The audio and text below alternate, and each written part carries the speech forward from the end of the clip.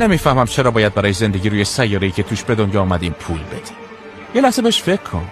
وقتی اولین نفسو کشیدی مگه قراردادی امضا کردی؟ مگه قبول کردی که یه جایی از زمین رو اجاره کنی؟ پس چرا هرچی لازم داری برای زنده موندن مثل غذا، آب، زمین همشون قیمت داره؟ و سوال اصلی اینه که اصلا داریم به کی پول میدی؟ کی تصمیم گرفت که صاحب زمین باشه، آب و منابع رو مال خودش بدونه؟ کی یه روز وایساد و گفت همه اینا مال منه و شما واسه زنده موندن بهم بدهکارین؟ حالا به اون آبی نگاه کن که بیشتر سیاره رو پوشونده، از آسمون میباره و واسه زندگی لازمه.